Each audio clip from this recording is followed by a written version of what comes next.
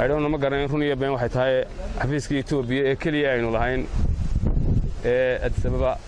waxaa la sheegayaa in magaciiba laga bedelo magac kale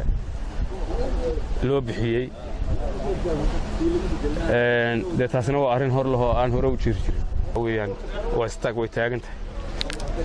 daaqad waliba way nagu soo xidhatay aydhoona ma garanin run iyo been waxay tahay xafiiska Itoobiya ee kaliya aynu lahayn ee Addis Ababa waxaa la sheegayaa in magaciiba laga bedelo magac kale loo bixiyay de taasina waa arrin hor laho aan hore u jiri jirin waxay ku dhacdayna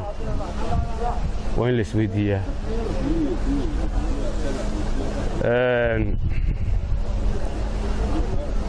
marka runtii xaalad cusub oo aan hore loo arag ayuu dalku galay taasina in loo wada guntado sidii aynu dalka uga saari lahayn shacbi iyo xukuumad iyo golayaalba ayaa loo baahan yahay haddii arrintu sidaa ku sii socoto